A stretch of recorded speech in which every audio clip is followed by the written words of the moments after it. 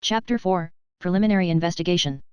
Nature of Preliminary Investigation, Purpose, Bar 1985, 86, 91, 98, and 2004. 1. Section 1 of Rule 112 provides. Preliminary investigation is an inquiry or a proceeding the purpose of which is to determine whether there is sufficient ground to engender a well-founded belief that a crime has been committed and the respondent is probably guilty thereof, and should be held for trial. 2. The definition lucidly declares that a preliminary investigation is a mere inquiry or a proceeding. It is not therefore a trial and so does not involve the examination of witnesses by way of direct or cross-examinations. Its purpose is not to declare the respondent guilty beyond reasonable doubt but only to determine first, whether or not a crime has been committed and second, whether or not the respondent is probably guilty of the crime. The question to be answered in a preliminary investigation is not, is the respondent guilty or is he innocent? More accurately, the question sought to be answered is the respondent probably guilty and therefore, should go to trial? As jurisprudence puts it, preliminary investigation is not the occasion for the full and exhaustive display of the parties' evidence.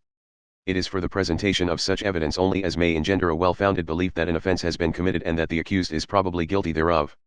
The validity and merits of a party's accusation or defense, as well as admissibility of testimonies and evidence, are better ventilated during the trial proper.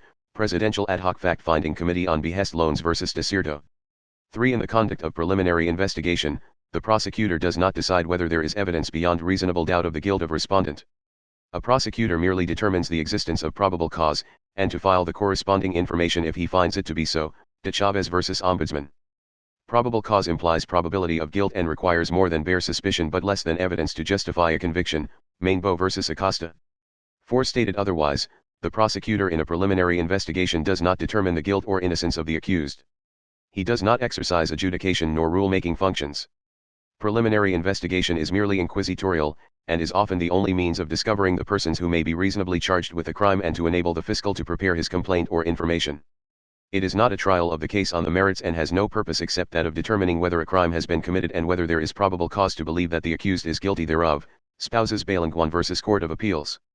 For instance, whether the facsimile message is admissible in evidence and whether the element of deceit in the crime of estafa is present are matters best ventilated in a full-blown trial, not during the preliminary investigation.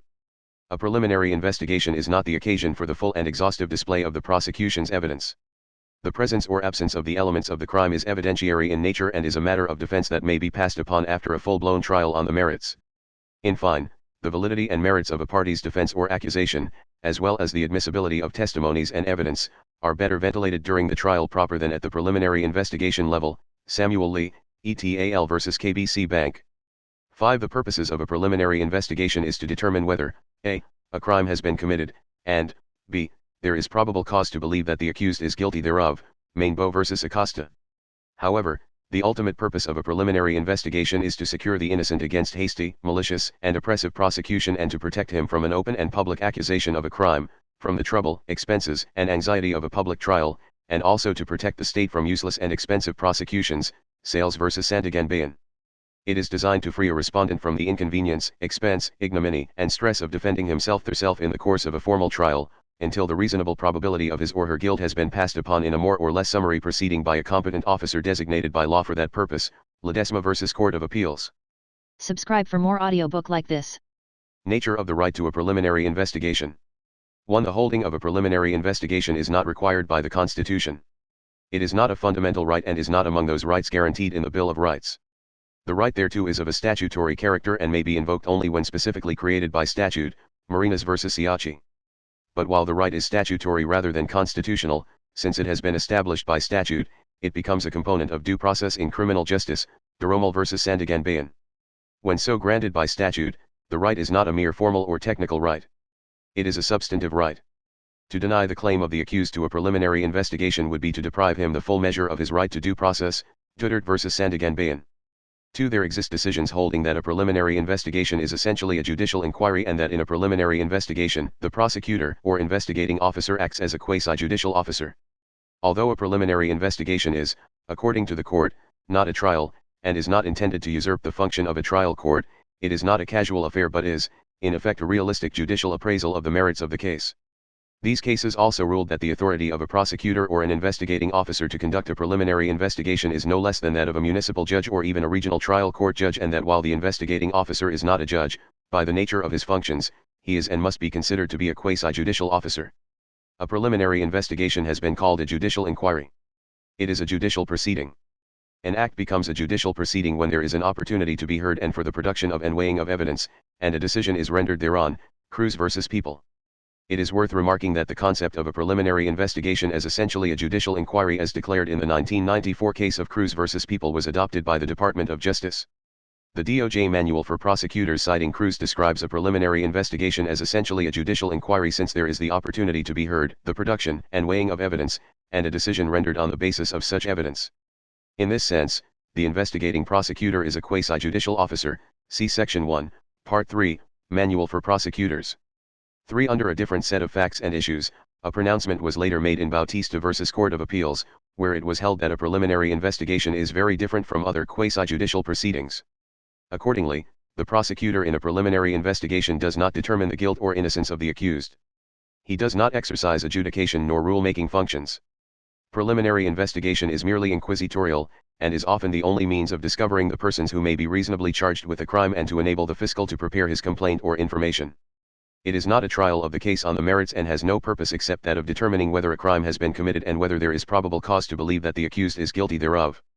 While the fiscal makes that determination, he cannot be said to be acting as a quasi-court, for it is the courts, ultimately, that pass judgment on the accused, not the fiscal. Bautista further holds that the office of the prosecutor is not a quasi-judicial body. Necessarily, its decisions approving the filing of a criminal complaint are not appealable to the Court of Appeals under Rule 43 as are the decisions of quasi-judicial bodies enumerated therein. Bautista, however, concedes that there are cases which held that a prosecutor conducting a preliminary investigation performs a quasi-judicial function and that the power to conduct preliminary investigation is quasi-judicial in nature. Bautista clarified that the statement holds true only in the sense that, like quasi-judicial bodies, the prosecutor is an office in the executive department exercising powers akin to those of a court. But here is where the similarity ends. A closer scrutiny will show that preliminary investigation is very different from other quasi-judicial proceedings. For a similar pronouncement was made a few years later, in Santos v. Co. This case held that a public prosecutor does not perform acts of a quasi-judicial body. The court described a quasi-judicial body as an organ of government other than a court and other than a legislature which performs adjudicatory functions. Said body affects the rights of private parties either through adjudication or rule-making. Its awards, when performing adjudicatory functions, determine the rights of the parties and their decisions have the same effect as judgments of a court. Such is not the case, according to the court, when a public prosecutor conducts a preliminary investigation. The main issue for resolution in Santos v. Co. was whether a petition for review under Rule 43 is a proper mode of appeal from a resolution of the Secretary of Justice directing the prosecutor to file an information in a criminal case. In the course of this determination, the court had to consider whether the conduct of preliminary investigation by the prosecutor is a quasi-judicial function. Note that Rule 43 is the mode of appeal from the awards, judgments, final orders, or resolutions of the quasi-judicial agencies enumerated in said rule in the exercise of their quasi-judicial functions. The court observed that Rule 43 of the 1997 Rules of Civil Procedure clearly shows that it governs appeals to the Court of Appeals from decisions and final orders or resolutions of quasi-judicial agencies in the exercise of their quasi-judicial functions. The Department of Justice is not among the agencies enumerated in Section 1 of Rule 43. Thus, inclusio unius est exclusio alterius. Reiterating its ruling in Bautista v. Court of Appeals, the court proceeded to declare that it cannot agree with petitioner's submission that a preliminary investigation is a quasi-judicial proceeding, and that the DOJ is a quasi-judicial agency exercising a quasi-judicial function when it reviews the findings of a public prosecutor regarding the presence of probable cause. Since the DOJ is not a quasi-judicial body and it is not one of those agencies whose decisions, orders, or resolutions are appealable to the Court of Appeals under Rule 43, the resolution of the Secretary of Justice finding probable cause to indict petitioners is, therefore, not appealable to the Court of Appeals via a petition for review under Rule 43.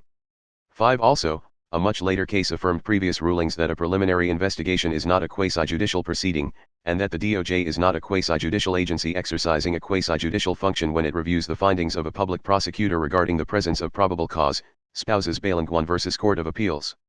One of the issues that was sought to be resolved in Spouses Bayen was whether or not the DOJ is covered by the constitutional injunction embodied in Section 14, Article 8 of the Constitution. This provision requires that no decision shall be rendered by any court without expressing therein clearly and distinctly the facts and the law on which it is based. Also, drawing heavily from the earlier case of Bautista v. Court of Appeals, The more recent case of spouses Balanguan stressed that a preliminary investigation is not a trial of the case on the merits and has no purpose except that of determining whether a crime has been committed and whether there is probable cause to believe that the accused is guilty thereof. While the fiscal makes that determination, he cannot be said to be acting as a quasi-court, for it is the courts, ultimately, that pass judgment on the accused, not the fiscal. Though some cases, added the court, describe the prosecutor's power to conduct a preliminary investigation as quasi-judicial in nature, this is true only to the extent that, like quasi-judicial bodies, the prosecutor is an officer of the executive department exercising powers akin to those of the court, and the similarity ends at this point. A quasi-judicial body is an organ of government other than a court and other than a legislature which affects the rights of private parties, and their decisions have the same effect as judgments of a court. Such is not the case when a public prosecutor conducts a preliminary investigation to determine probable cause to file an information against a person charged with a criminal offense, or when the Secretary of Justice is reviewing the former's order or resolution. The court concluded that since the DOJ is not a quasi-judicial body, Section 14, Article 8 of the Constitution finds no application. 6. An earlier pronouncement was more clear and direct. A preliminary investigation proper whether or not there is reasonable ground to believe that the accused is guilty of the offense and therefore, whether or not he should be subjected to the expense, rigors, and embarrassment of trial is the function of the prosecutor. Preliminary investigation is an executive, not a judicial function. Such investigation is not part of the trial. Right to a preliminary investigation, waivable. The right to a preliminary investigation may be waived for failure to invoke the right prior to or at the time of the plea, People v. Gomez. Preliminary investigation versus preliminary examination, preliminary inquiry. 1. A preliminary investigation is conducted by the prosecutor to ascertain whether the alleged offender should be held for trial, to be subjected to the expense, rigors, and embarrassment of trial or if the offender is to be released. A preliminary inquiry or a preliminary examination is conducted by the judge to determine probable cause for the issuance of a warrant of arrest. This is a judicial function, People v. Inting. 2. Preliminary investigation is executive in nature. It is part of the prosecutor's job. Preliminary examination is judicial in nature and is lodged with the judge. Sound policy supports this distinction.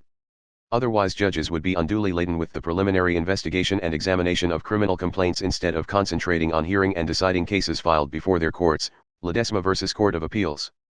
Probable cause in preliminary investigation. 1. Probable cause has been defined as the existence of such facts and circumstances as would lead a person of ordinary caution and prudence to entertain an honest and strong suspicion that the person charged is guilty of the crime subject of the investigation. Being based merely on opinion and reasonable belief, it does not import absolute certainty. Probable cause need not be based on clear and convincing evidence of guilt, as the investigating officer acts upon reasonable belief. Probable cause implies probability of guilt and requires more than bare suspicion but less than evidence to justify a conviction, Mainbo v. Acosta. Probable cause, for purposes of filing a criminal information, has been defined as such facts as are sufficient to engender a well-founded belief that a crime has been committed and that respondents are probably guilty thereof. The determination of its existence lies within the discretion of the prosecuting officers after conducting a preliminary investigation upon complaint of an offended party. Probable cause is meant such set of facts and circumstances which would lead a reasonably discreet and prudent man to believe that the offense charged in the information, or any offense included therein, has been committed by the person sought to be arrested, Mainbo v. Acosta. 2. Probable cause need not be based on evidence establishing absolute certainty of guilt. While probable cause demands more than bare suspicion, it requires less than evidence which would justify conviction. A finding of probable cause merely binds over the suspects to stand trial. It is not a pronouncement of guilt, de Chavez v. Ombudsman. 3. Probable cause implies only probability of guilt and requires more than bare suspicion but less than evidence which would justify a conviction. A finding of probable cause needs only to rest on evidence showing that more likely than not, a crime has been committed by the suspect. It does not call for the application of rules and standards of proof that a judgment of conviction requires after trial on the merits. The complainant need not present at this stage proof beyond reasonable doubt. A preliminary investigation does not require a full and exhaustive presentation of the party's evidence. It is enough that in the absence of a clear showing of arbitrariness, credence is given to the finding and determination of probable cause by the Secretary of Justice in a preliminary investigation, Ricaforte v. Jurado. 4. The term probable cause does not mean actual and positive cause nor does it import absolute certainty. It is merely based on opinion and reasonable belief. Thus, a finding of probable cause does not require an inquiry into whether there is sufficient evidence to procure a conviction. It is enough that it is believed that the act or commission complained of constitutes the offense charged. In order that probable cause to file a criminal case may be arrived at, or in order to engender the well-founded belief that a crime has been committed, the elements of the crime charged should be present. This is based on the principle that every crime is defined by its elements, without which there should be at the most no criminal offense, sy Thiongxia vs sy Chim. Probable cause does not also mean that guilt must be established beyond reasonable doubt and definitely not on evidence establishing absolute certainty of guilt, heirs of Jose sy Bang vs sy. For instance, the test in a malicious prosecution case should be whether sufficient facts exist which show that, in bringing the criminal action, complainant acted with probable cause, defined as the existence of such facts and circumstances as would excite the belief in a reasonable mind that the person charged and prosecuted in a criminal case is probably guilty of the crime or wrongdoing. Limange Zero Hotel and Leasing Corporation, ETAL vs City of Olongapo, ETAL. Kinds of determination of probable cause. 1. The court held that there are two kinds of determination of probable cause, executive and judicial. The executive determination of probable cause is one made during preliminary investigation. It is a function that properly pertains to the public prosecutor, who is given a broad discretion to determine whether probable cause exists and to charge those whom he believes to have committed the crime as defined by law and thus should be held for trial. Otherwise stated, such official has the quasi-judicial authority to determine whether or not a criminal case must be filed in court. Whether or not that function has been correctly discharged by the public prosecutor, i.e., whether or not he has made a correct ascertainment of the existence of probable cause in a case, is a matter that the trial court itself does not and may not be compelled to pass upon. The judicial determination of probable cause, on the other hand, is one made by the judge to ascertain whether a warrant of arrest should be issued against the accused. The judge must satisfy himself that based on the evidence submitted, there is necessity for placing the accused under custody in order not to frustrate the ends of justice. If the judge finds no probable cause, the judge cannot be forced to issue the arrest warrant. Corollary to the principle that a judge cannot be compelled to issue a warrant of arrest if he or she deems that there is no probable cause for doing so, the judge in turn should not override the public prosecutor's determination of probable cause to hold an accused for trial on the ground that the evidence presented to substantiate the issuance of an arrest warrant was insufficient. It must be stressed that in our criminal justice system, the public prosecutor exercises a wide latitude of discretion in determining whether a criminal case should be filed in court, and that courts must respect the exercise of such discretion when the information filed against the person charged is valid on its face, and that no manifest error or grave abuse of discretion can be imputed to the public prosecutor. Thus, absent a finding that an information is invalid on its face or that the prosecutor committed manifest error or grave abuse of discretion, a judge's determination of probable cause is limited only to the judicial kind or for the purpose of deciding whether the arrest warrants should be issued against the accused. People v. Castillo. 2. Probable cause to warrant an arrest which is made by the judge refers to facts and circumstances that would lead a reasonably discreet and prudent man to believe that an offense has been committed by the person to be arrested. Other jurisdictions utilize the term man of reasonable caution or the term ordinarily prudent and cautious man. The terms are legally synonymous and their reference is not to a person with training in the law such as a prosecutor or a judge but the average man on the street. It ought to be emphasized that in determining probable cause, the average man weighs facts and circumstances without resorting to the calibrations of our technical rules of evidence of which his knowledge is nil. Rather, he relies on the calculus of common sense of which all reasonable men have an abundance. Webb v. De Leon. Subscribe for more audiobook like this. Cases requiring a preliminary investigation, when not required, Bar 2004. 1. A preliminary investigation is required to be conducted before the filing of a complaint or information for an offense where the law prescribes a penalty of at least 4 years, 2 months and 1 day without regard to the fine. Section 1, Rule 112, Rules of Court, Tabujara vs. People. Section 1 of Rule 112 is clear. Except as provided in Section 7, now Section 6, of this rule, a preliminary investigation is required to be conducted before the filing of a complaint or information for an offense where the penalty prescribed by law is at least 4 years, 2 months and 1 day without regard to the fine. 2. Before the amendatory provisions of RA 7691 took effect, preliminary investigations were conducted only for offenses cognizable by regional trial courts. Because the jurisdiction of municipal trial courts has been expanded by RA 7691, certain offenses formerly within the jurisdiction of regional trial courts came under the jurisdiction of municipal trial courts. Consequently, some offenses which before were not covered by the required preliminary investigation are now subject to preliminary investigation even if such offenses are cognizable by the municipal trial courts as long as the same are punishable by at least 4 years, 2 months and 1 day. Procedure for cases not requiring a preliminary investigation. 1. Where a preliminary investigation is not required because the penalty prescribed by law for the offense involves an imprisonment of less than 4 years, 2 months and 1 day, there are two ways of initiating a criminal action. A. First, by filing the complaint directly with the prosecutor, or B. Second, by filing the complaint or information with the municipal trial court, Section 8, Rule 112, Tabujara vs. People. Direct filing with the prosecutor. 1. If the complaint is filed with the prosecutor, also as in Manila and other chartered cities, the procedure prescribed in Section 3A of Rule 112 shall be observed. This means that the complaint shall comply with the following. A. The address of the respondent shall be indicated in the complaint. B. To establish probable cause, the complaint shall be accompanied by I. The affidavit of the complainant, and 2. The affidavits of the complainant's witnesses. 3. Other supporting documents. C. The appropriate number of copies of the above as there are respondents, plus 2 copies for the official file must be submitted, and D. The affidavits shall be subscribed and sworn to before any prosecutor or government official authorized to administer oaths, or in their absence or unavailability, before a notary public, each of whom must certify that he personally examined the affiants and that he is satisfied that they voluntarily executed and understood their affidavits. 2. The prosecutor shall act on the complaint based on the affidavits and other supporting documents submitted by the complainant within 10 days from its filing, Section 8, Rule 112. Since only Section 3A of Rule 112 applies, the respondent need not be issued a subpoena or required to submit counter-affidavits. Direct filing with the municipal trial court. 1. If the complaint or information is filed directly with the municipal trial court because the complaint involves an offense punishable by imprisonment of less than 4 years, 2 months and 1 day, the procedure outlined in Section 3A of Rule 112 and the requirements therein shall be observed. Section 8B, Rule 112, in the same way as when the complaint is filed directly with the prosecutor. 2. If within 10 days from the filing of the complaint or information, the judge finds no probable cause, he shall dismiss the same. Before the dismissal, the judge shall personally evaluate the evidence or personally examine in writing and under oath the complainant and his witnesses in the form of searching questions and answers, Section 8B, Rule 112. The evaluation is to be done personally where the complaint or information is directly filed with the MTC. The examination shall also be done personally.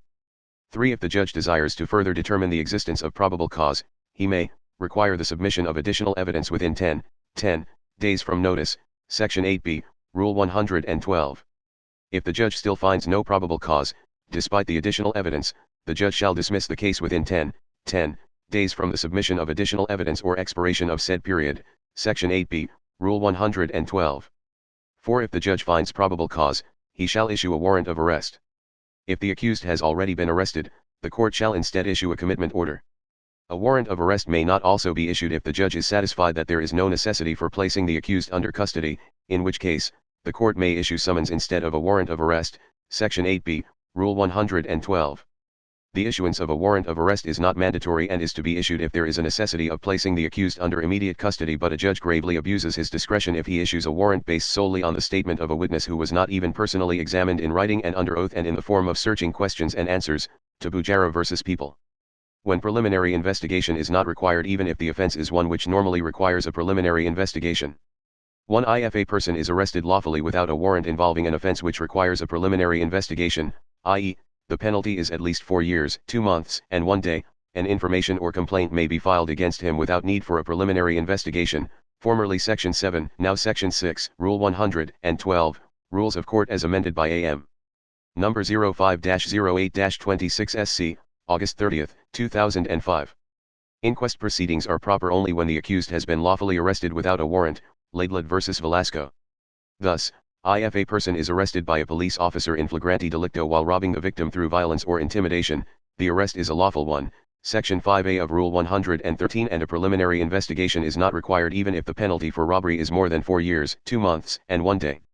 Under Article 294(5) of the Revised Penal Code, the minimum penalty for robbery is prison correctional in its maximum period, which is 6 years under Article 27 of the same code. The offense is one which involves a penalty higher than 4 years, 2 months, and 1 day, and the arrested person would normally be entitled to a preliminary investigation. In this case, however, a preliminary investigation does not apply because he was validly arrested. 2. If he has been arrested in a place where an inquest prosecutor is available, an inquest will be conducted instead of a preliminary investigation. In the absence or unavailability of an inquest prosecutor, the complaint may be filed directly with the proper court by the offended party or a peace officer on the basis of the affidavit of the offended party or arresting officer or person, formerly Section 7, now Section 6, Rule 112 as amended. Note, the direct filing under this rule may be deemed an additional situation in which a direct filing in court may be done. Person arrested lawfully without a warrant may ask for a preliminary investigation. 1. Under Section 6, formerly Section 7, of Rule 112, although an inquest is the proceeding which shall normally apply when a person is lawfully arrested without a warrant, such person may nevertheless ask for a preliminary investigation in accordance with Rule 112, before the complaint or information is filed, but he must sign a waiver of the provisions of Article 125 of the Revised Penal Code, as amended, in the presence of his counsel. The preliminary investigation must be terminated within 15 days from its inception, Section 6, Rule 112. Thus, the fact that a person was lawfully arrested without a warrant does not bar him from availing of a preliminary investigation. It is worth remembering, however, that before he is granted the preliminary investigation asked for by him, he must sign a waiver of the provisions of Article 125 of the Revised Penal Code, Section 6, Rule 112. This Revised Penal Code provision imposes a penalty upon a public officer or an employee who, although having detained a person for some legal ground, fails to deliver the person arrested to the proper judicial authorities within the periods of 12, 18, or 36 hours as the case may be. To be it noted that by virtue of RA 7438, any waiver by the person arrested or detained or under custodial investigation shall be in writing, signed by such person in the presence of his counsel, otherwise such waiver shall be null and void. Section 2, RA 7438. 3. Observe that the person lawfully arrested may ask for a preliminary investigation before the filing of the information. This is not, however, to be taken to mean that the filing of the complaint or information bars him from asking for a preliminary investigation. Under current rules, if an information or complaint has already been filed, the person arrested who is now an accused, may still ask for a preliminary investigation within 5 days from the time he learns of its filing, with the same right to adduce evidence in his defense under Rule 112, Section 6, Rule 112. It is evident that because the complaint or information has already been filed, the court has now assumed jurisdiction over the case. Hence, the accused should address the motion for the holding of a preliminary investigation to the court. While lawyers traditionally call the motion a motion for reinvestigation, the term seems to be a misnomer because it presupposes that a prior investigation had been held. A motion to conduct a preliminary investigation appears to be a more appropriate term, although the title is of lesser significance when compared to the essence of the motion. Bail for a person lawfully arrested during the preliminary investigation. 1. The waiver by the person lawfully arrested of the provisions of Article 125 of the Revised Penal Code does not preclude him from applying for bail, Section 6, Rule 112. Note that while a preliminary investigation is undertaken, the person arrested is still under detention. To effect his release, he may apply for bail notwithstanding the waiver of the provisions of Article 125 of the Revised Penal Code, Section 6, Rule 112, and even if no information has yet been filed against him.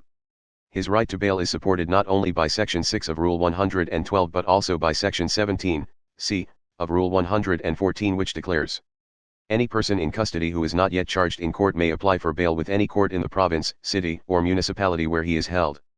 2. The bail must, however, be applied for and issued by the court in the province, city, or municipality where the person arrested is held. In one case, the accused was arrested lawfully without a warrant for carnapping and detained at Camp Crame in Quezon City. He asked for a preliminary investigation and signed a waiver of the provisions of Article 125 of the Revised Penal Code. However, the assisting judge of a Marikina Regional Trial Court approved the bail bond for the accused who was being held in Quezon City. The Supreme Court held that while a person lawfully arrested and detained and not yet formally charged can apply for bail, the application must be filed in the province, city, or municipality where the person arrested is held. In this case, the bail application should have been filed with the Quezon City Court, which has the authority to grant bail, and not a Marikina court, Ruiz v. Beldia, Jr. 2. Questioning the absence of a preliminary investigation. 1. An accused who wants to question the regularity or absence of a preliminary investigation must do so before he enters his plea. The court shall resolve the matter as early as practicable but not later than the start of the trial. An application for or admission of the accused to bail does not bar him from raising such question, Section 26, Rule 114. Failure to invoke the right before entering a plea will amount to a waiver, People v. Gomez. 2. The rule on waiver is not new. The court has consistently held long ago that after a plea of not guilty is made, an accused is deemed to have foregone the right to raise the absence of a preliminary investigation or any irregularity that surrounds it, People v. Monteverde. 3. A motion to quash is not the proper remedy because the absence of a preliminary investigation is not one of the grounds for a motion to quash under Section 3 of Rule 117. It was thus held that if there is no preliminary investigation and the accused before entering his plea calls the attention of the court to his deprivation of the required preliminary investigation, the court should not dismiss the information. It should remand the case to the prosecutor so that the investigation may be conducted. Laronica v. Court of Appeals. For instance, in an early graft case, where the accused were deprived of a full preliminary investigation preparatory to the filing of the informations against them, the court emphasized that such fact does not warrant the quashal of the information, nor should it obliterate the proceedings already had. Neither is the court's jurisdiction nor validity of an information adversely affected by deficiencies in the preliminary investigation. Instead, the Santagan Bayen is to hold in abeyance any further proceedings therein and to remand the case to the Office of the Ombudsman for the completion of the preliminary investigation, the outcome of which shall then be introduced to the Santagan Bayen for its appropriate action. Vasquez v. Hobilio-Lineo. Absence of preliminary investigation, effect on jurisdiction of the court. The absence of preliminary investigation does not affect the court's jurisdiction over the case nor does it impair the validity of the information or otherwise render it defective. Rhodes v. Santagan Bayen. If absence of a preliminary investigation does not render the information invalid nor affect the jurisdiction of the court over the case, then the denial of a motion for reinvestigation cannot likewise invalidate the information or oust the court of its jurisdiction over the case. Buddiangan, Jr. v. De La Cruz, Jr. Absence of preliminary investigation, not a ground for motion to quash. The absence of a preliminary investigation is not a ground for a motion to quash. Such ground is not provided for in Section 3 of Rule 117, the provision which enumerates the grounds for a motion to quash a complaint or information. Buddiangan, Jr. v. De La Cruz, Jr. Inquest Proceedings. 1. An inquest proceeding is conducted when a person is lawfully arrested without a warrant involving even also an offense which requires a preliminary investigation. Section 6, Rule 112, Rules of Court, Crispin Beltran v. People and Secretary Gonzalez. An inquest is not a preliminary investigation. It is a summary investigation and which does not follow the procedures set forth in Section 3 of Rule 112 of the Rules of Court. An inquest is an investigation conducted by a prosecutor in criminal cases where a person has been lawfully arrested and detained without a warrant of arrest. It is informal and summary and its purpose is to determine whether or not the person detained should remain under custody and then charged in court. Section 1, Part 2, Manual for Prosecutors. 2. The inquest is conducted by a public prosecutor who is assigned inquest duties as an inquest officer and is to discharge his duties, unless otherwise directed, only at the police station/headquarters of the PNP in order to expedite and facilitate the disposition of inquest cases. Section 2, Part 2, Manual for Prosecutors. 3. The inquest proceedings shall be deemed commenced from the time the inquest officer receives the complaint and referral documents from the law enforcement authorities. These documents include the a. Affidavit of arrest, b. the investigation report, c. the statements of the complainant and the witnesses, and d. other supporting evidence gathered. The affidavit of arrest and the statements or affidavits of the complainant and the witnesses shall be subscribed and sworn to before the inquest officer by the affiants. Section 3, Part 2, Manual for Prosecutors. 4. The detained person should be present during the inquest proceedings unless reasons exist that would dispense with his presence, like confinement in a hospital, detention in a place requiring maximum security, or his presence is not feasible by reason of age, health, or similar factors. Section 6, Part 2, Manual for Prosecutors. If necessary, the inquest officer shall require the presence of the complaining witnesses and subject them to an informal and summary investigation or examination for purpose of determining the existence of probable cause. Section 11, Part 2, Manual for Prosecutors. Possible options of the inquest prosecutor. 1. The inquest officer has an initial duty. This duty is to determine if the detained person has been arrested lawfully in accordance with Section 5a and b of Rule 113 of the Rules of Court. For this purpose, the inquest officer may summarily examine the arresting officers on the circumstances surrounding the arrest or apprehension of the detained person. Section 8, Part 2, Manual for Prosecutors. 2. Should it be found that the arrest was not made in accordance with the Rules of Court, the inquest prosecutor shall not proceed with the inquest proceedings. Instead, he shall recommend the release of the detainee, note down the disposition on the referral document, prepare a brief memorandum indicating the reasons for the action he took and forward the same together with the record of the case, to the GD of the provincial prosecutor for appropriate action. Section 9, Part 2, Manual for Prosecutors. When the recommendation is approved, the order of release shall be served on the officer having custody of said detainee so the latter may be released. The officer shall also serve upon the detainee a notice of preliminary investigation if the evidence on hand warrants the conduct of a regular preliminary investigation. In such an event, the detainee shall be also released for further investigation.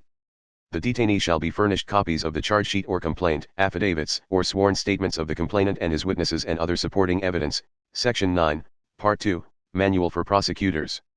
3. Should it be found that the arrest was properly effected, the inquest shall proceed, but the inquest officer shall first ask the detained person if he desires to avail himself of a preliminary investigation, and if he does, he shall be made to execute a waiver of the provisions of Article 125 of the Revised Penal Code with the assistance of a lawyer. The preliminary investigation may be conducted by the inquest officer himself or by any other assistant prosecutor to whom the case may be assigned. Section 10, Part 2, Manual for Prosecutors. If the inquest prosecutor finds that probable cause exists, he shall prepare the corresponding information with the recommendation that the same be filed in court. Section 13, Part 2, Manual for Prosecutors. If no probable cause is found, he shall recommend the release of the detained person. Section 15, Part 2, Manual for Prosecutors. The inquest must pertain to the offense for which the arrest was made. The inquest conducted must be for the offense for which the detainee was arrested.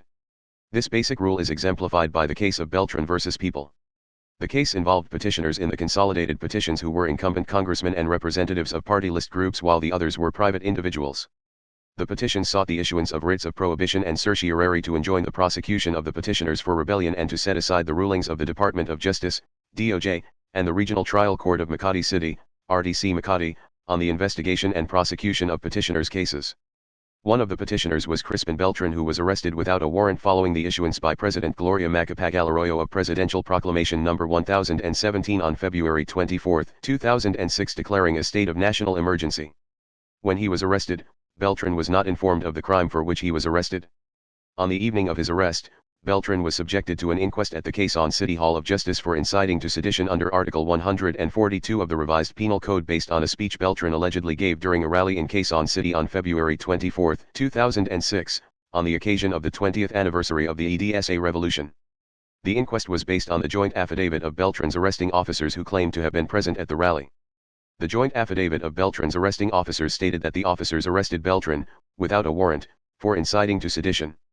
The inquest prosecutor indicted Beltran and filed the corresponding information with the Metropolitan Trial Court of Quezon City, METC. Several days after the first inquest, he was again subjected to a second inquest, but this time for rebellion allegedly committed with a certain first LT. Lawrence San Juan, San Juan. The inquest was allegedly based on the letters of CIDG investigators claiming that Beltran and San Juan were allegedly the leaders and promoters of an alleged foiled plot to overthrow the Arroyo government.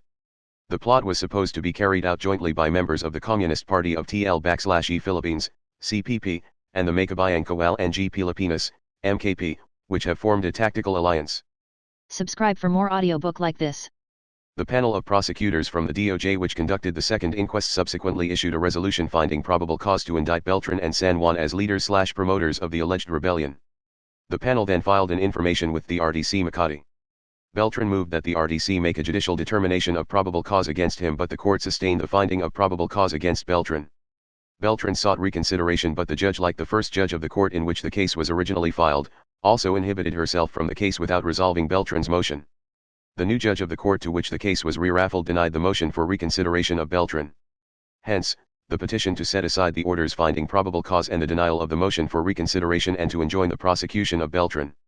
The petition likewise raised the validity of the inquest proceedings against Beltran. The Supreme Court held that the inquest proceedings against Beltran for rebellion is void. Inquest proceedings, declared the court, are proper only when the accused has been lawfully arrested without a warrant. This is clear from Section 6 of Rule 112 of the Rules of Court. The joint affidavit of Beltran's arresting officers states that the officers arrested Beltran, without a warrant, for inciting to sedition, and not for rebellion. Thus, the inquest prosecutor could only have conducted as he did conduct an inquest for inciting to sedition and no other. Consequently, when another group of prosecutors subjected Beltran to a second inquest proceeding for rebellion, they overstepped their authority, rendering the second inquest void. None of Beltran's arresting officers saw Beltran commit, in their presence, the crime of rebellion. Nor did they have personal knowledge of facts and circumstances that Beltran had just committed rebellion, sufficient to form probable cause to believe that he had committed rebellion. What these arresting officers alleged in their affidavit is that they saw and heard Beltran make an allegedly seditious speech on a certified date, but the affidavits did not make reference to acts constituting rebellion. The court pointed out that under DOJ Circular No. 61, dated September 21, 1993, the initial duty of the inquest officer is to determine if the arrest of the detained person was conducted in accordance with the provisions of paragraphs A and B of Section 5, Rule 113. If the arrest was not properly effected, the inquest officer should proceed under Section 9 of Circular No. 61, which provides where arrest not properly effected. Should the inquest officer find that the arrest was not made in accordance with the rules, he shall A. Recommend the release of the person arrested or detained. B. Note down the disposition on the referral document. c. Prepare a brief memorandum indicating the reasons for the action taken, and d. Forward the same, together with the record of the case, to the city or provincial prosecutor for appropriate action. Where the recommendation for the release of the detained person is approved by the city or provincial prosecutor but the evidence on hand warrant the conduct of a regular preliminary investigation, the order of release shall be served on the officer having custody of said detainee and shall direct the said officer to serve upon the detainee the subpoena or notice of preliminary investigation, together with the copies of the charge sheet or complaint, affidavit, or sworn statements of the complainant and his witnesses and other supporting evidence. For the failure of Beltran's panel of inquest prosecutors to comply with Section 6, Rule 112 in relation to Section 5, Rule 113 and DOJ Circular No. 61, Beltran's inquest was declared void. Crispin. Beltran v. People and Secretary Gonzalez. Who may conduct preliminary investigation and determine existence of probable cause. 1. The following are authorized to conduct a preliminary investigation. A. Provincial or city prosecutors and their assistants. B. National and regional state prosecutors, and c. Other officers as may be authorized by law.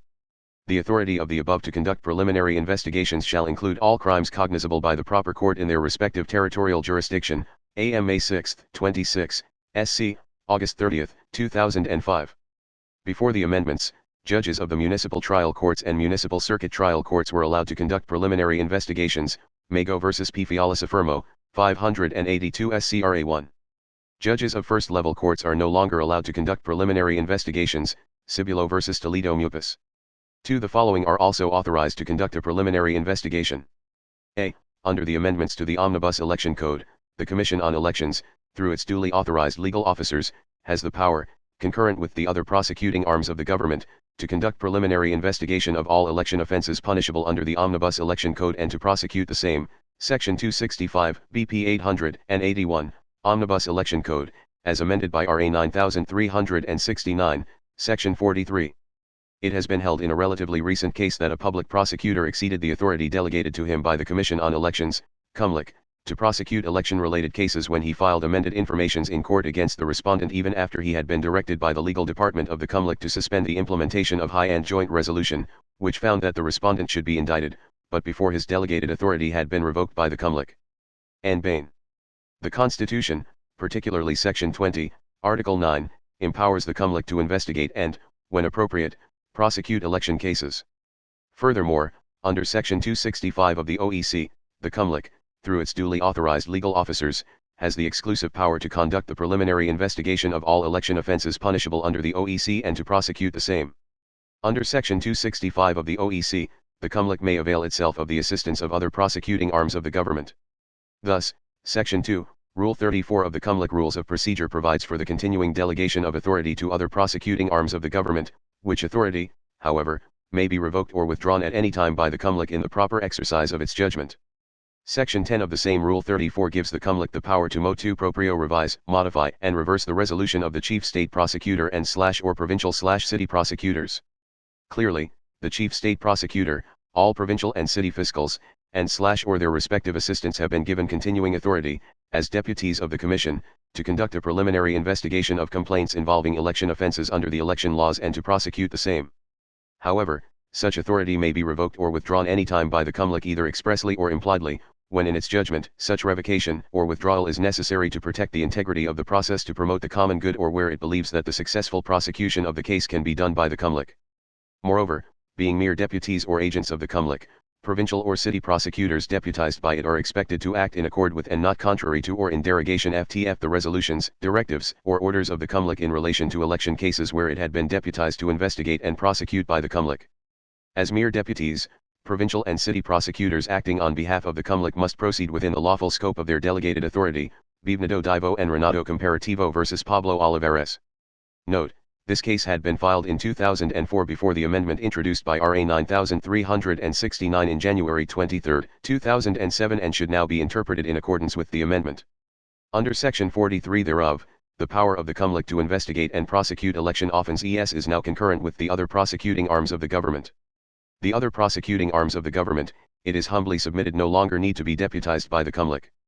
The original provision of Article 265 of the Omnibus Election Code provided that the COMELEC, through its legal officers, have the exclusive power to conduct preliminary investigation of all election offenses. The Commission may avail of the assistance of other prosecuting arms of the government.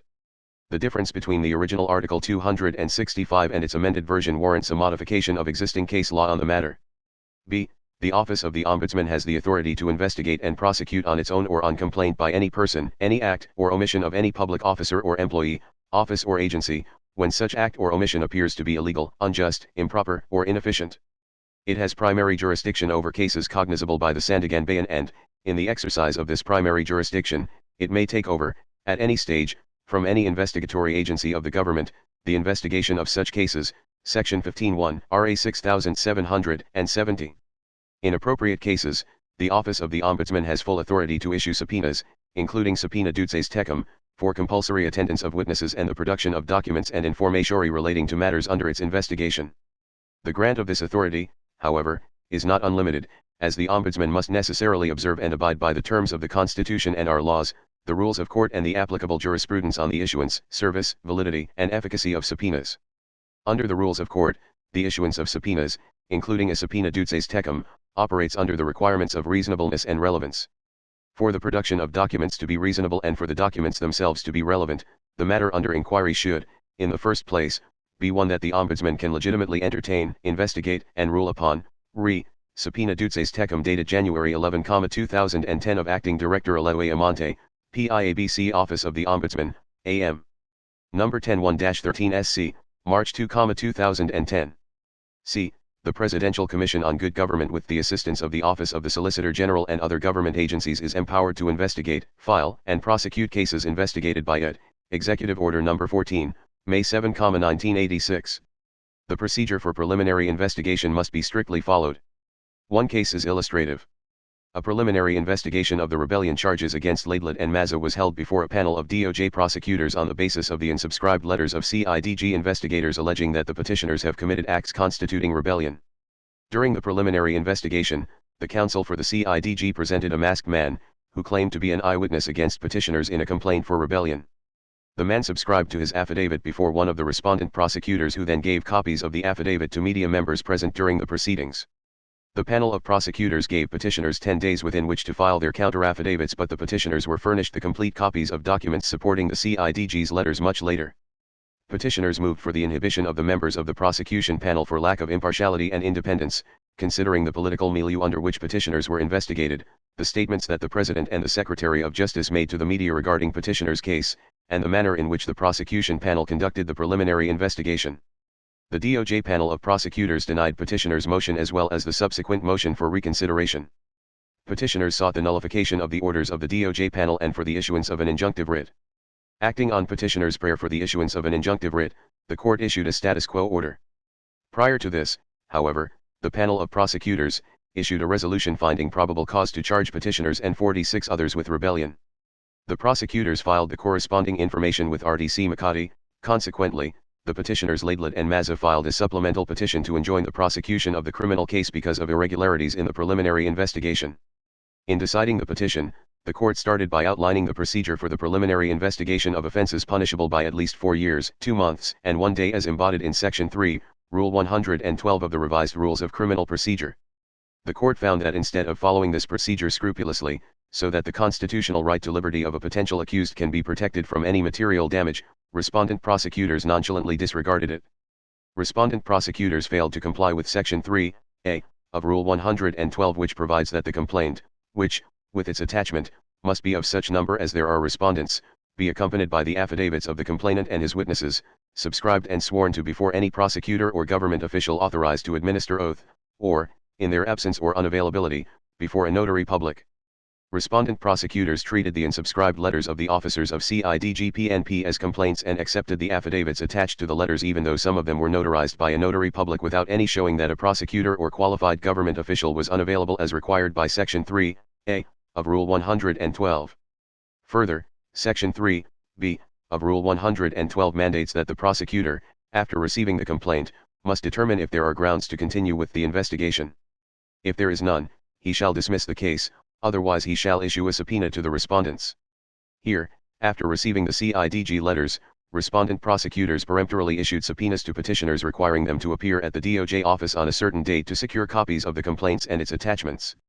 During the investigation, Respondent prosecutors allowed the CIDG to present a masked man who subscribed to an affidavit before the respondent prosecutors. Copies of the affidavit of the man were distributed, not to petitioners or their counsels, but to members of the media who covered the proceedings. Respondent panel of prosecutors then required petitioners to submit their counter-affidavits in 10 days. It was only 4 days later that petitioners received the complete copy of the attachments to the CIDG letters. These uncontroverted facts belie respondent prosecutors' statement that the preliminary investigation was done in accordance with the revised rules of criminal procedure. Indeed, by peremptorily issuing the subpoenas to petitioners, tolerating the complainant's antics during the investigation, and distributing copies of a witness affidavit to members of the media knowing that petitioners have not had the opportunity to examine the charges against them, respondent prosecutors not only trivialized the investigation but also lent credence to petitioners' claim that the entire proceeding was a sham. The court stressed, a preliminary investigation is the crucial sieve in the criminal justice system which spells for an individual the difference between months if not years of agonizing trial and possibly jail term, on the one hand, and peace of mind and liberty, on the other hand. Thus, we have characterized the right to a preliminary investigation as not a mere formal or technical right but a substantive one, forming part of due process in criminal justice. This especially holds true here where the offense charged is punishable by reclusion perpetua and may be non-bailable for those accused as principals, WILLARD v. Velasco. Initial steps in preliminary investigation, filing of the complaint for preliminary investigation. 1. It is the filing of the complaint with the investigating prosecutor that starts the preliminary investigation process. In actual application, the complaint is normally initiated through an affidavit of complaint. This complaint is required to state the address of the respondent and shall be accompanied by a. the affidavits of the complainant, b. the affidavits of his witnesses and c. other supporting documents. These affidavits and supporting documents are required in order to establish probable cause.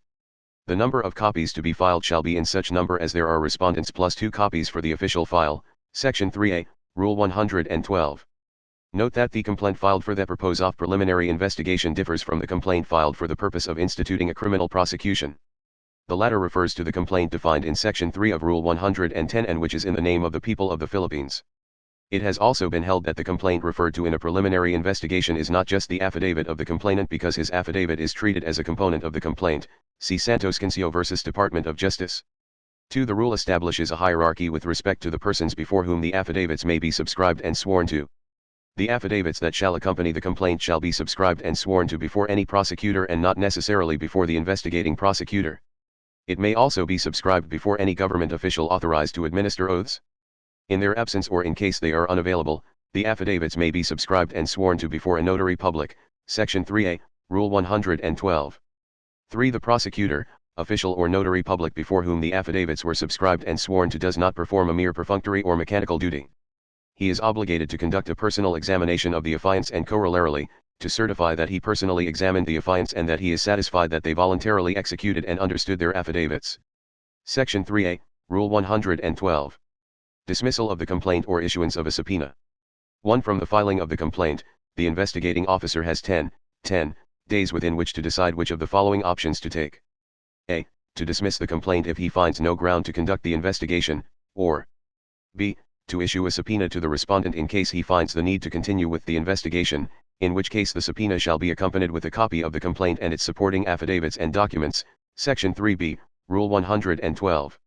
2. The respondent to whom the subpoena was issued shall have the right to examine the evidence submitted by the complainant which he may not have been furnished and to copy them at his expense. If the evidence is voluminous, the complainant may be required to specify those which he intends to present against the respondent, and these shall be made available for examination or copying by the respondent at his expense. Objects as evidence need not be furnished to a party but shall be made available for examination, copying, or photographing at the expense of the requesting party, Section 3B, Rule 112. Filing of counter-affidavit by the respondent, no motion to dismiss. 1. The respondent who receives the subpoena, the complaint, affidavits and other supporting documents, is not allowed to file a motion to dismiss in lieu of a counter-affidavit. Instead, within 10 days from receipt of the subpoena, he is required to submit his counter-affidavit, the affidavits of his witnesses and the supporting documents relied upon for his defense, Section 3C, Rule 112. 2. The counter-affidavits shall be subscribed and sworn to before any prosecutor or before any government official authorized to administer oaths. In their absence or in case they are unavailable, the affidavits may be subscribed and sworn to before a notary public. The officer or notary public before whom the affidavits were subscribed and sworn to must certify that he personally examined the affiants and that he is satisfied that they voluntarily executed and understood their affidavits, Section 3C, Rule 112, in relation to Section 3A, Rule 112. Note, while the rule does not specifically mention other affidavits, it is a common practice to allow the filing of a reply to the counter-affidavit, usually denominated as a reply affidavit. The respondent may likewise rebut the reply affidavit through a rejoinder affidavit. Action to be taken if the respondent does not submit his counter-affidavit. If despite the subpoena, the respondent does not submit his counter-affidavit within the 10-day period granted him, the investigating officer shall resolve the complaint based on the evidence presented by the complainant. The same rule shall apply in case the respondent cannot be subpoenaed, Section 3D, Rule 112. This situation would have the effect of an ex parte investigation because the respondent cannot or does not participate in the proceedings. Note, since the rules of court are to be liberally construed, the respondent should be allowed, through a proper motion, to have the proceedings reopened to allow him to submit his counter-affidavit and the affidavits of his witnesses and other evidence he may present. The motion, however, should be done before the prosecutor has issued a resolution in the case. Further, such motion should contain an explanation for the failure to timely file the counter-affidavit. Clarificatory hearing if necessary, no right of cross-examination. 1. Within 10 days from the submission of the counter-affidavit, other affidavits and documents filed by the respondent, or within 10 days from the expiration of the period for their submission, a hearing may be set by the investigating officer, if there are facts and issues to be clarified either from a party or a witness. The parties can be present at the hearing but do not have the right to examine or cross-examine each other or the witnesses. If they have questions to ask, they shall submit the questions to the investigating officer who shall ask the questions to the party or witness concerned. The hearing shall be terminated within 5 days, Section 3E, Rule 112. 2. A clarificatory hearing is not indispensable during preliminary investigation. Under Section 3E of Rule 112, it is within the discretion of the investigation officer whether to set the case for further hearings to clarify some matters, Do Campo v. Secretary of Justice. Determination by the investigating officer. Within 10 days from the termination of the investigation, the investigating prosecutor shall determine whether or not there is sufficient ground to hold the respondent for trial, Section 3FL, Rule 112. Discretion of prosecutor in filing of a criminal complaint or information, Bar 1999. 1. The determination of probable cause during a preliminary investigation or reinvestigation is recognized as an executive function exclusively of the prosecutor. An investigating prosecutor is under no obligation to file a criminal action where he is not convinced that he has the quantum of evidence at hand to support the averments.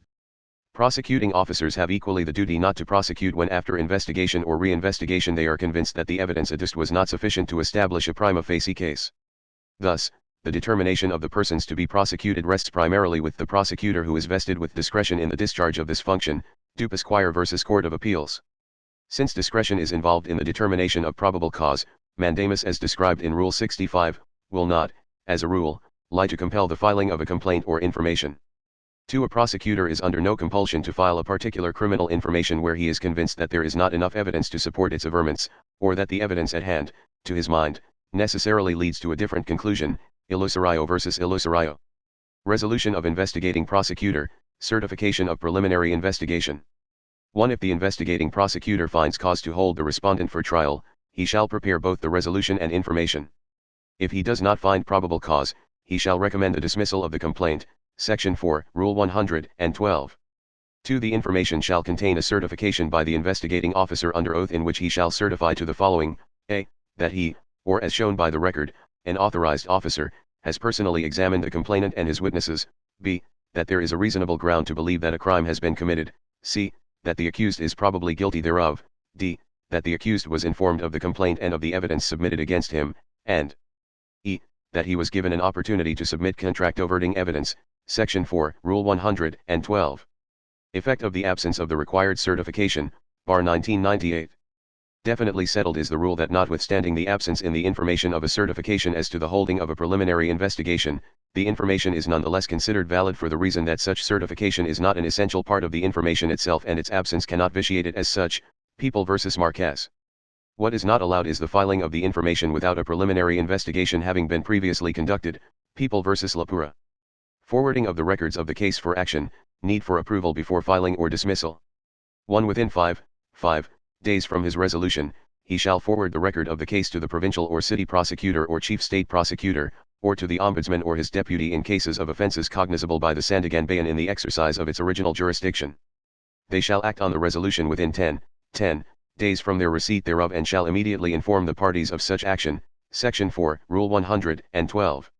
2. The reason for the immediately preceding paragraph is the rule that no complaint or information may be filed or dismissed by an investigating prosecutor without the prior written authority or approval of the provincial or city prosecutor or chief state prosecutor or the ombudsman or his deputy. Section 4, Rule 112. Thus, the resolution of the investigating prosecutor may be reversed or affirmed by the provincial or city prosecutor or chief state prosecutor, or the ombudsman. Rule when recommendation for dismissal is disapproved.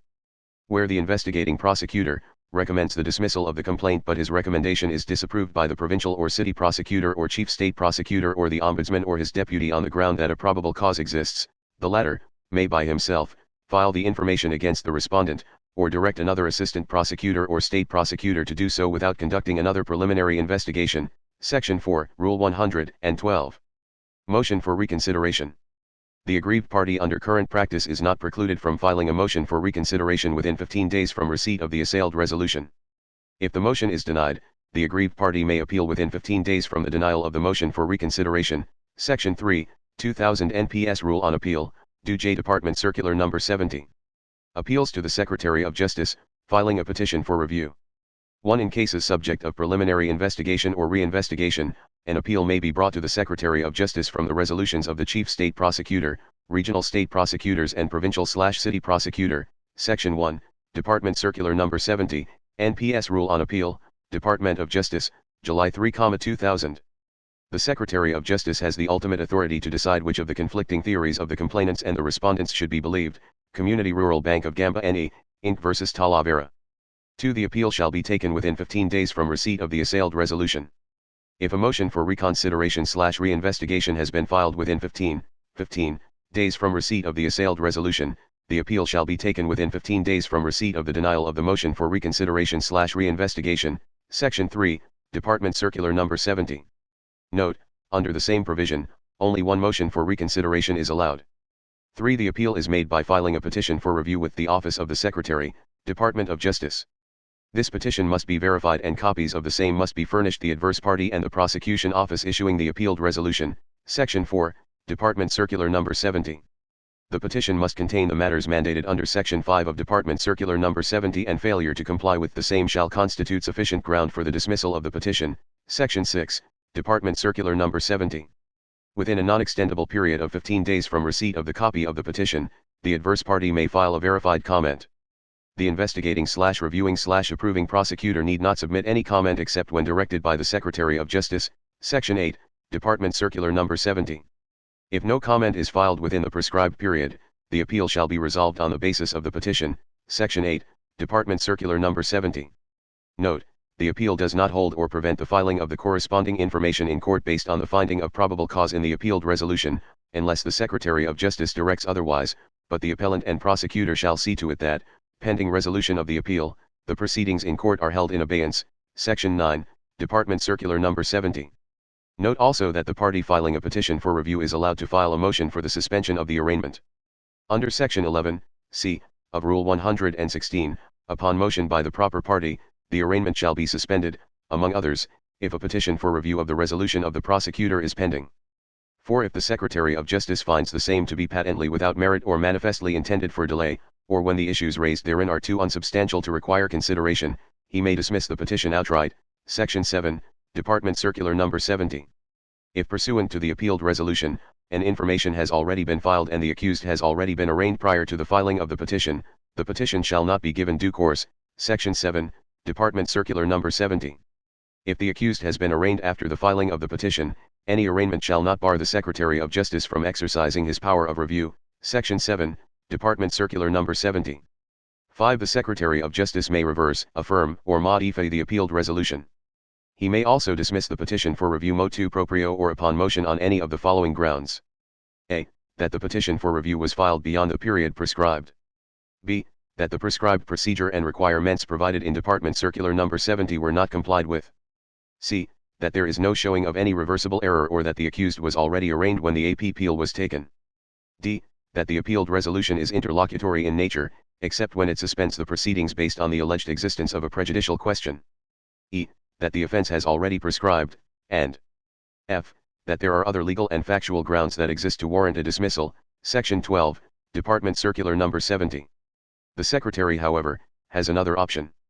He may order the reinvestigation of the case. If the Secretary of Justice finds it necessary to investigate the case, the reinvestigation shall be made by the investigating prosecutor, unless for compelling reasons, another prosecutor is designated to conduct the same. Section 11, Department Circular Number 70. 6. The party aggrieved by the decision of the Secretary of Justice may file a motion for reconsideration within a non-extendable period of 10 days from receipt of the resolution on appeal. Copies of such motion and proof of service thereof shall be served upon the adverse party, and the prosecution office concerned. No further or second motion for reconsideration shall be entertained. Section 13, Department Circular Number 70. Rules of Court provisions when resolution is reversed or modified by the Secretary of Justice. The action of the provincial or city prosecutor of chief state prosecutor is not the final say on the case. If upon petition by a proper party or motu proprio, the Secretary of Justice reverses or modifies the resolution of the provincial or city prosecutor of chief state prosecutor, he shall direct the prosecutor concerned either to file the corresponding information without conducting another preliminary investigation, or to dismiss or move for dismissal of the complaint or information with notice to the parties. Section 4, Rule 112. Power of the Secretary of Justice to reverse resolutions of prosecutors. 1. It has been held that the Secretary of Justice, upon petition by a proper party, can reverse his subordinates' resolutions finding probable cause against suspects of crimes. He has the power to alter, modify, nullify, or set aside what a subordinate officer had done in the performance of his duties and to substitute the judgment of the former for that of the latter. While it is the duty of the fiscal to prosecute persons who, according to evidence received from the complainant, are shown to be guilty of a crime, the Secretary of Justice is likewise bound by his oath of office to protect innocent persons from groundless, false, or serious prosecutions. He would be committing a serious dereliction of duty if he orders or sanctions the filing of charge sheets based on complaints where he is not convinced that the evidence would warrant the filing of an action in court.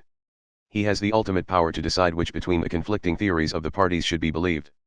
Thus, in Joaquin, Jr. v. Dryland, the court affirmed the DOJ Secretary's power of control over the authority of a state prosecutor to conduct preliminary investigations on criminal actions. Thus, it held. In reviewing resolutions of prosecutors, the Secretary of Justice is not precluded from considering errors, although unassigned, for the purpose of determining whether there is probable cause for filing cases in court. He must make his own finding of probable cause and is not confined to the issues raised by the parties during preliminary investigation. Moreover, his findings are not subject to review unless shown to have been made with grave abuse. 2. It is only where the decision of the Justice Secretary is tainted with grave abuse of discretion amounting to lack or excess of jurisdiction that the Court of Appeals may take cognizance of the case in a petition for certiorari under Rule 65 of the Revised Rules of Civil Procedure. The Court of Appeals decision may then be appealed to the Supreme Court by way of a petition for review on certiorari, Astra vs. Astra. Assailing the resolution of the Secretary of Justice, petition for review under Rule 43 not allowed, petition for certiorari under Rule 65. 1. The rule is that the DOJ is not a quasi-judicial agency exercising a quasi-judicial function when it reviews the findings of a public prosecutor regarding the presence of probable cause and that its findings are not reviewable by the Court of Appeals in a petition for review under Rule 43 of the Rules of Court, Bautista v. Court of Appeals. Rule 43 is an improper remedy. The remedy of the aggrieved party is to file a petition for certiorari under Rule 65. 2. In Alcaraz v. Gonzalez, the threshold issue that confronted the court was whether or not the petition for review under Rule 43 of the Rules of Court was the proper remedy of respondent against the resolution of the Secretary of Justice. In Alcaraz, the court agreed with petitioner's contention that respondent resorted to an improper remedy when he filed a petition for review under Rule 43 of the Rules of Court, instead of filing a petition for certiorari under Rule 65.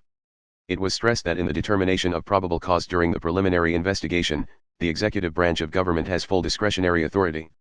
Thus, the decision whether or not to dismiss the criminal complaint against the private respondent is necessarily dependent on the sound discretion of the investigating prosecutor and ultimately, that of the Secretary of Justice. Courts are not empowered to substitute their own judgment for that of the executive branch.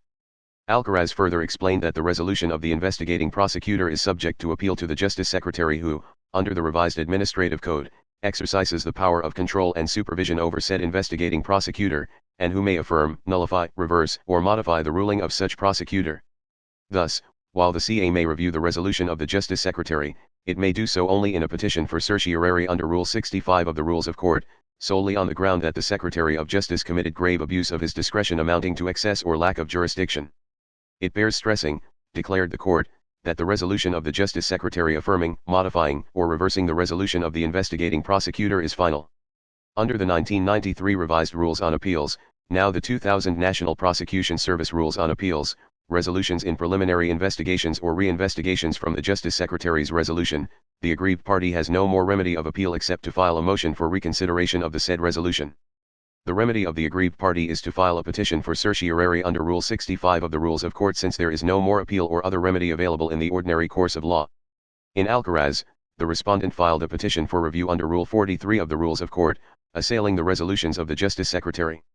Instead of dismissing the petition, however, the CA gave due course to it and thereafter granted the petition on its finding that the Justice Secretary erred in reversing the resolution of the investigating prosecutor which found probable cause against petitioner for attempted homicide. Patently, ruled the court, the ruling of the CA is incorrect. 3. A corollary rule is the adoption by the court of a policy of non-interference in the conduct of preliminary investigations and leaves to the investigating prosecutor sufficient latitude of discretion in the determination of what constitutes sufficient evidence as will establish probable cause for the filing of information against the supposed offender. But as in every rule, there are settled exceptions. The principle does not apply when there is a grave abuse of discretion which would authorize the aggrieved person to file a petition for certiorari and prohibition under Rule 65, 1997 Rules of Civil Procedure, S.Y. Thiongxia vs. S.Y. Chim. 4. In a case, the respondents argue that the findings of the DOJ in affirming, modifying, or reversing the recommendations of the public prosecutor dismissing certain criminal complaints cannot be the subject of certiorari or review of the Court of Appeals because the DOJ is not a quasi-judicial body within the purview of Section 1, Rule 65 of the Rules of Court. In the same case, the court conceded that a preliminary proceeding is not a quasi-judicial function and that the DOJ is not a quasi-judicial agency exercising a quasi-judicial function when it reviews the findings of a public prosecutor regarding the presence of probable cause but whether there is reasonable ground to believe that the accused is guilty of the offense charged and should be subjected to the expense, rigors, and embarrassment of trial, is the function of the prosecution. The court further declared that it has adopted a policy of non-interference in the conduct of preliminary investigations and leaves to the investigating prosecutor sufficient latitude of discretion in the determination of what constitutes sufficient evidence as will establish probable cause for the filing of information against the supposed offender. However, the court also held. As in every rule, however, there are settled exceptions. Hence, the principle of non-interference does not apply when there is grave abuse of discretion which would authorize the aggrieved person to file a petition for certiorari and prohibition under Rule 65, 1997 Rules of Civil Procedure, as correctly found by the Court of Appeals. The DOJ gravely abused its discretion, S.Y. Shinshia vs. S.Y. Chim. 5. In another case it was similarly ruled that while it is generally the Secretary of Justice who has the authority to review the decisions of the prosecutors, the same precedential principles apply in full force and effect to the authority of the Court of Appeals to correct the acts tainted with grave abuse of discretion by the prosecutorial officers notwithstanding the filing of the informations. Subscribe for more audiobook like this. Appeal to the Office of the President. 1. While judicial pronouncements do not allow an appeal to the Court of Appeals under Rule 43 from the resolution of the Secretary of Justice, the appeal referred to in such pronouncements evidently pertains only to a judicial appeal. 2. An administrative appeal is not proscribed by the previously cited jurisprudence. Likewise, Memorandum Circular No. 58 dated June 30, 1993 provides that appeals from or petition for review of decisions/orders/resolutions of the Secretary of Justice on preliminary investigations of criminal cases are entertained by the Office of the President under the following conditions which have to be established as jurisdictional facts. A. The offense involved is punishable by reclusion perpetua to death, Angeles v. Gate. B. New and material issues are raised which were not previously presented before the Department of Justice and were not hence ruled upon. C. The prescription of the offense is not due to lapse within 6 months from notice of the questioned resolution, and D. The appeal or petition for review is filed within 30 days from notice. If the appeal does not clearly fall within the jurisdiction of the Office of the President, the appeal shall be dismissed outright. If the lack of jurisdiction is not readily apparent, the appellant/petitioner shall be ordered to prove the necessary jurisdictional facts. 3. In the event of an adverse decision against the appellant, a verified petition for review may be taken to the Court of Appeals within 15 days from notice of the final order of the Office of the President and following the procedure set forth under Rule 43 of the Rules of Court. In Ocampo v. Secretary of Justice, the OSG contends that instead of filing a Rule 65 petition with the Supreme Court, the petitioner should have availed of Rule 43 in the case under consideration. Thus, the OSG argues that the petition should be dismissed outright for being a wrong mode of appeal. On the other hand, assuming Rule 65 applies, the OSG points out that the petition for certiorari should be filed with the Court of Appeals. De Ocampo held that based on Memorandum Circular No. 58 the resolution of the DOJ Secretary is appealable administratively to the Office of the President since the offenses charged in this case are punishable by reclusion perpetua. The court further explained that even assuming that the DOJ Secretary committed a grave abuse of discretion amounting to lack or excess of jurisdiction in rendering the assailed resolutions, the petitioner should have filed the instant petition for certiorari with the Court of Appeals. Hence, on the issue alone of the propriety of the remedy sought by petitioner, the petition for certiorari must fail. Appeals under Rule 43 and Rule 45. 1. From the Office of the President, the aggrieved party may file an appeal with the Court of Appeals pursuant to Rule 43. Under Section 1 of Rule 43, the final orders or resolutions of the Office of the President is appealable to the Court of Appeals by filing a verified petition for review following the procedure set by Section 5 and 6 of Rule 43.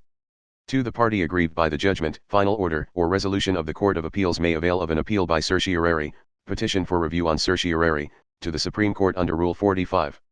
Records supporting the information or complaint filed in court. 1. It is not only the complaint or the information that is filed in court. The rule requires in the clearest of terms that an information or complaint filed in court shall be supported by the affidavits and counter-affidavits of the parties and their witnesses, together with the other supporting evidence and the resolution on the case, Section 7a, Rule 112. 2. The record of the preliminary investigation shall not form part of the record of the case. This rule applies not only to the preliminary investigation conducted by the prosecutor but also to a preliminary investigation made by other officers as may be authorized by law. Although not part of the record of the case, the court, on its own initiative or on motion of any party, may order the production of the record or any of its part when the court considers it necessary in the resolution of the case or any incident therein, or when it is introduced as an evidence in the case by the requesting party, Section 7b, Rule 112. Action of the judge upon the filing of the complaint or information. 1. Within 10 days from the filing of the complaint or information, the judge shall personally evaluate the resolution of the prosecutor. In conducting the evaluation of the resolution, the judge shall look into its supporting evidence, Section 5, Rule 112. 2. The judge may make some findings after personally evaluating the resolution of the prosecutor. The judge may find that the evidence, a. fails to establish probable cause, b. establishes probable cause, or, c. engenders a doubt as to the existence of probable cause. If the evidence on record clearly fails to establish probable cause, the judge may immediately dismiss the case. If he finds probable cause, he shall issue a warrant of arrest. If a complaint or information was already filed pursuant to a lawful warrantless arrest under Section 6 of Rule 112, the court shall issue a commitment order instead of a warrant of arrest. The same rule applies if the accused has already been arrested pursuant to a warrant previously issued. In case the judge doubts the existence of probable cause, the judge may order the prosecution to submit additional evidence within 5 days from notice.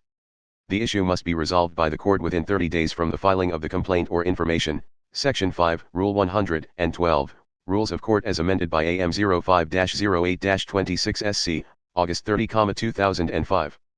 3. Jurisprudence reiterates the rule thus: the options available to the RDC upon the filing of an information before it by the public prosecutor or any prosecutor of the Secretary of Justice, are the following: 1. Dismiss the case if the evidence on record clearly failed to establish probable cause. 2. If the RDC finds probable cause, issue a warrant of arrest. And 3. In case of doubt as to the existence of probable cause, order the prosecutor to present additional evidence within 5 days from notice, the issue to be resolved by the court within 30 days from the filing of the information. The Supreme Court held that dismissal of the case by the RDC judge in a case did not amount to grave abuse of discretion.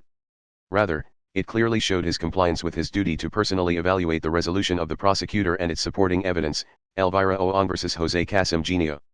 When warrant of arrest is not necessary. 1. A warrant of arrest is not required in the following instances.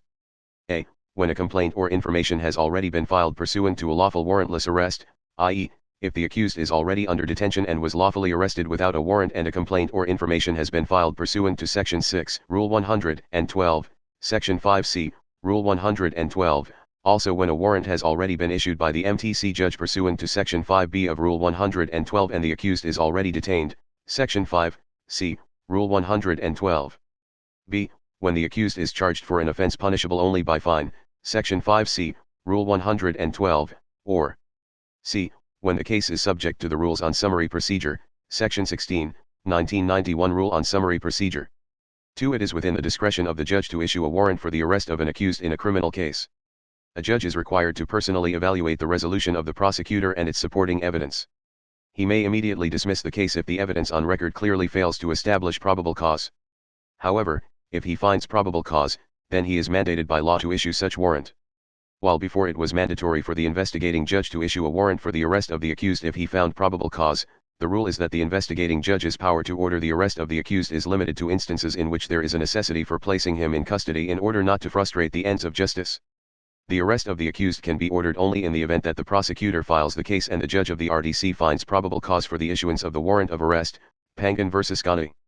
Withdrawal of the information already filed in court, Bar 1990, 2003.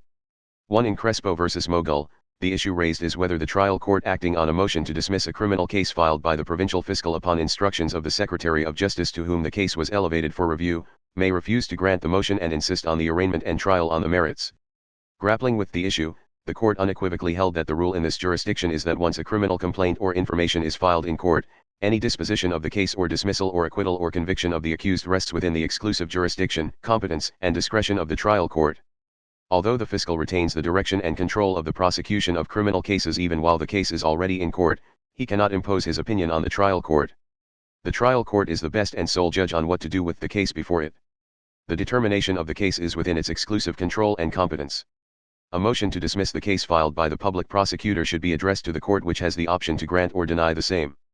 Crespo likewise ruled that it does not matter if this is done before or after arraignment of the accused, or that the motion was filed after a reinvestigation or upon instructions of the Secretary of Justice who reviewed the records of the investigation.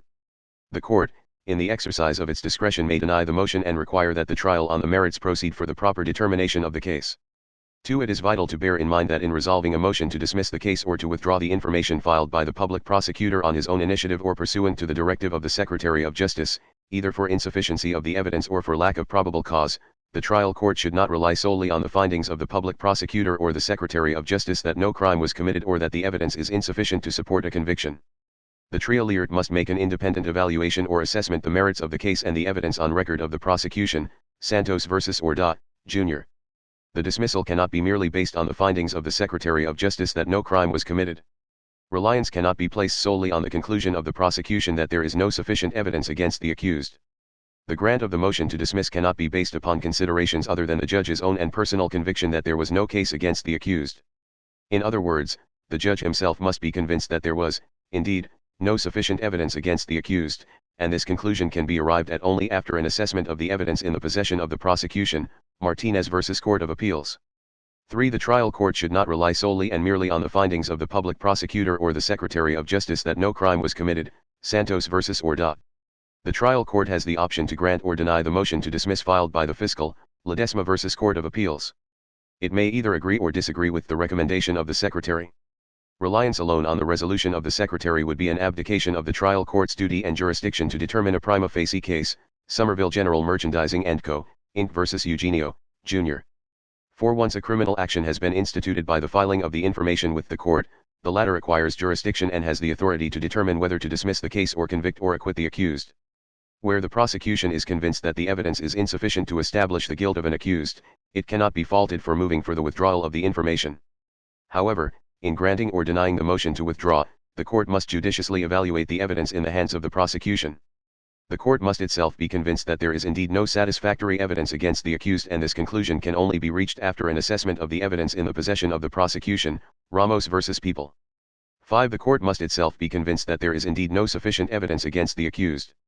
The judge must not also ignore relevant pieces of evidence necessary to resolve the motion and must look at everything made available to the judge, such as affidavits and counter-affidavits, documents, or evidence appended to the information, the records of the public prosecutor, or any evidence already adduced before the court at the time the motion is filed, Tamargo v. Aengan.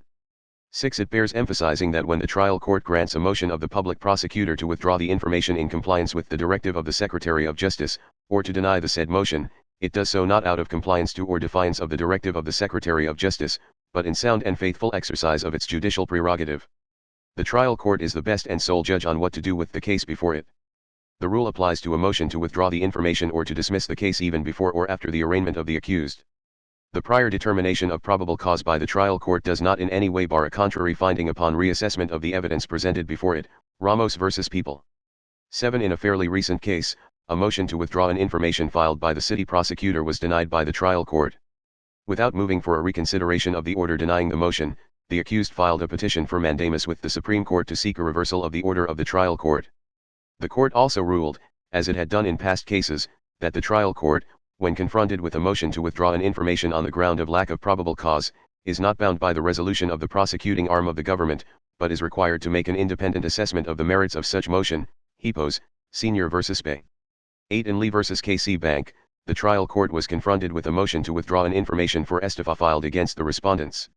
The court granted the motion in an order stating that it had made an in-depth scrutiny of the arguments raised by the prosecution and private complainant and that it finds the contentions of the prosecution to be sufficient and meritorious.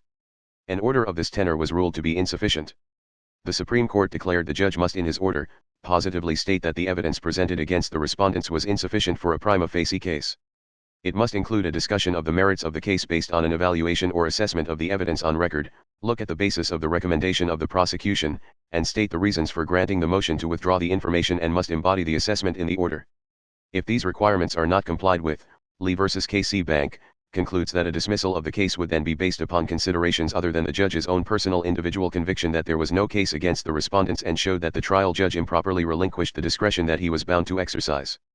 9. In another case, the petitioner laments the trial court's denial of the motion to withdraw information filed by the investigating prosecutor due to the latter's finding of lack of probable cause to indict him. He argues that such denial effectively deprived him of his substantive rights. Still, petitioner's argument fails to persuade. There is nothing procedurally improper on the part of the trial court in disregarding the result of the preliminary investigation at its Seizure. Judicial action on the motion rests in the sound exercise of judicial discretion.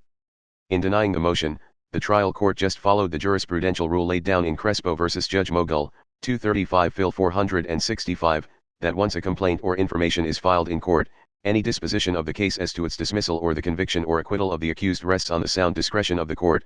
Evangelista v. People. 10. The basic rule is simple: while the Secretary of Justice has the power to alter or modify the resolution of his subordinate and thereafter direct the withdrawal of the case, he cannot, however, impose his will on the court. Dumlau v. Ponferrada.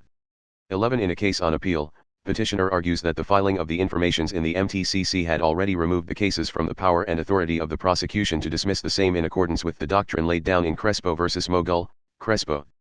In denying the petition, the Supreme Court ruled that Crespo does not foreclose an appeal made of the resolution of a prosecutor in the determination of probable cause notwithstanding that informations had already been filed in court. The Supreme Court clarified that Crespo did not foreclose the power or authority of the Secretary of Justice to review resolutions of his subordinates in criminal cases. The Supreme Court recognized that in Crespo, the action of the investigating fiscal or prosecutor in the preliminary investigation is subject to the approval of the provincial or city fiscal or chief state prosecutor. Thereafter, it may be appealed to the Secretary of Justice. The Justice Secretary's power of review may still be availed of despite the filing of an information in court. File Mona. Verzano, Jr. v. Francis Victor D. Paro. Some judicial pronouncements on preliminary investigation. 1 case, Sierra v. Lopez, makes important judicial pronouncements on preliminary investigation. In Sierra, the complainant in an administrative case filed a complaint with the Supreme Court for dereliction of duty and gross ignorance of the law against certain prosecutors. The complainant raised the following questions of law: 1. Whether the parties must appear together before the investigating prosecutor during preliminary investigation. 2. Whether the counter-affidavits of the respondents should be sworn to only before the investigating prosecutor, and 3. Whether the investigating prosecutor erred in denying the request of the complainant for clarificatory questioning. Ruled the court: we find no merit in the complaint. Rule 112, particularly Section 3 of the Rules of Court, lays down the basic procedure in preliminary investigation. This provision of the rules does not require a confrontation between the parties. Preliminary investigation is ordinarily conducted through submission of affidavits and supporting documents, through the exchange of pleadings. Since confrontation between the parties is not imperative, it follows that it is not necessary that the counter-affidavit of respondent be sworn to before the investigating prosecutor himself. It can be sworn to before another prosecutor. In fact, this is specifically provided in paragraph C of Section 3, which states that the counter-affidavit shall be subscribed and sworn to and certified as provided in paragraph A of this section, and paragraph A provides, the affidavits shall be subscribed and sworn to before any prosecutor or government official or in their absence or unavailability, before a notary public. Lastly, we hold that the investigating prosecutors did not abuse their discretion when they denied the request of the complainant for the conduct of clarificatory questioning. Under paragraph E of Section 3 above, the conduct of clarificatory questioning is discretionary upon the prosecutor. Indeed, we already held in Webb v. De Leon, that the decision to call witnesses for clarificatory questions is addressed to the sound discretion of the investigator, and the investigator alone. 2. The principle of estoppel was once applied in a preliminary investigation in the Ombudsman in a much earlier case, Bautista v. Santagan Bayen. In Bautista, an anonymous, unverified and unsigned letter complaint purportedly emanating from certain named associations, was filed with the Office of the Ombudsman against the petitioner for violation of Section 3, paragraph E, of RA 3019, as amended, otherwise known as the Anti-Graft and Corrupt Practices Act, for among others, causing the hiring of 192 casual employees in the municipal government for political considerations, and that the payment of their honoraria and salaries was charged to the Peace and Order Fund despite meager savings of the municipality. The petitioner was directed to submit his counter-affidavit to the letter complaint, which petitioner did. Thereafter, an information for violation of Section 3, Paragraph E, of RA 3019, as amended, was filed against petitioner before the Santagan Bayen. The petitioner assailed the Ombudsman for failing to direct the complainants to reduce their evidence into affidavits before requiring him to submit his counter-affidavit. Petitioner invokes Section 4, Rule 2, of the Rules of Procedure of the Ombudsman, which requires that for purposes of conducting a preliminary investigation, the complainant must submit his affidavit and those of his witnesses before respondent can be required to submit his counter-affidavit and other supporting documents. Conformably with such rule, the petitioner argued that the Ombudsman should have first required the associations to submit their respective affidavits before requiring him as respondent to submit his counter-affidavit, especially since the letter complaint was unsigned and unverified. Hence, there was no valid cause of action against petitioner. The arguments of petitioner failed to impress the court. While it was true that he was directed to submit his counter-affidavit thereto without requiring the complainants to verify their letter complaint, however, despite the Ombudsman's non-compliance with the affidavit requirement, the petitioner filed his counter-affidavit and answered the charges against him.